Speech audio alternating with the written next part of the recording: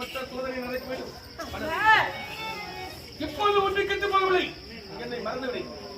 உன் தந்தை எந்த ஆடவரை காண்பிக்கிறாரோ அவரையே திருமணம் செய்து நலமுறையோடு என்னை மறந்துவிடு. மதியலை இந்த பாவியனுடைய மனதாரே உங்களை நான் கணவராக ஏற்றுக்கொண்டேன் சுவாமி. இந்த பாவி நான் உங்களை தவிர எந்த ஒரு ஆடவரை ஏறெடுத்து பார்க்க முடியாது. எந்த ஒரு ஆடவரையும் மறக்கவும் முடியாதப்பா. அப்பா என்னை வழியாது வருவது வந்தே தீரும். ஆனது வழியாக வரப்போகிறார். வாழ்ந்தாலும் என்னோடு இரண்டாலும் என்னோடு என்று புறப்பட்டு விட்டாடி யாராலும் மாற்ற முடியாது. ஒரு தந்தையில் ஒரு ஆட்சியரை கேட்கிறார். என் முகத்திலே விழிக்கவே கூடாது. கோபத்தோடு சென்று விட்டார்.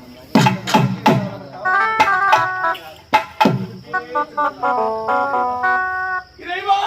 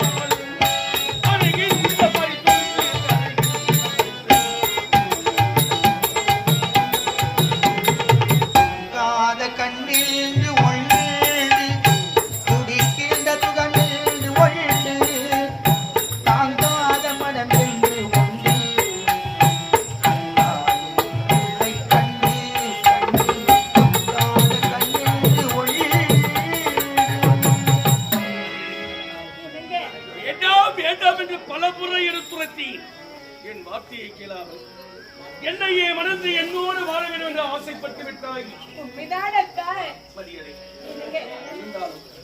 வாழ்ந்தாலும் என்னோடு இறந்தாலும் என்னோடு புறப்பட்டு வந்து விட்டாய். நானும் உணவருந்தி வெகு நாட்கள் ஆகிவிட்டது. இறப்போ பசியமாக அதுவும் பார்த்தனையா வெகு தூரத்தில் ஒரு குடித்து விடுகிறது.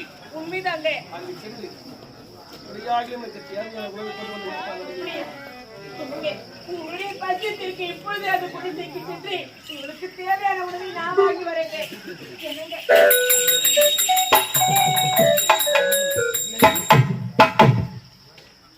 உன்னை நான் பசி என்ற காலத்தினால் அனுப்பி வைத்தேன். எனக்கா பசி பசி கிடையாதடி. இந்த பாவையை வளர்த்து இந்த உலகத்தில் எப்படி நீ நலமோடு வாழப் போகின்றாய்? நான் இருக்கும் நிலைமையோடு நான் எப்படி காப்பாற்றப் போகிறேன்? ஆகிறார் உன்னை நான் பிரித்து செல்ல வேண்டும் என்றால் இதுதான் தகுந்த சமயம். நீயோ என்னை விட்டு எதிர்த்து சொல்லிவிட்டாய். இப்போது இதை இணைத்து விட்டே புறப்பள்ளி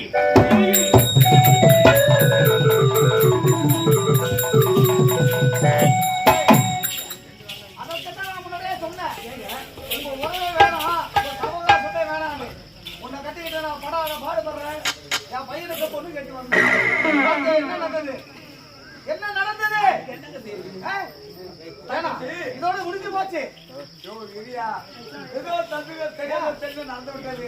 அந்த உடு என்னுடைய மூத்த மகன் திருமணம் செய்து கொடுக்கணும் நினைத்தேன். அவருக்கு ஆகிவிட்டார் அல்லவா? என்னுடைய இளைமகள் இருக்கின்றார். என் இளைமகள் திருமணம் செய்தா போகிறது. அதை கோவித்து மூத்த மகன் என்ன செய்தா? என் பையன் நேரத்துல மாலை போடுறீங்கன்னா புஷ்பம் மாலை போட்டா இப்ப இவனை கல்யாணம் செய்து வைக்கிறேன்னு சொல்றேன். அதை விட எவனா பைத்தியக்காரன் வந்தானா அவங்க இடத்துல மாலை போட்டு போட்டுவா.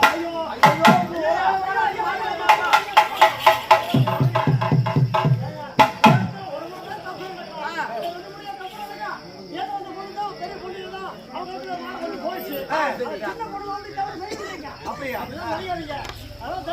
சரி, எப்படியா ஒன்று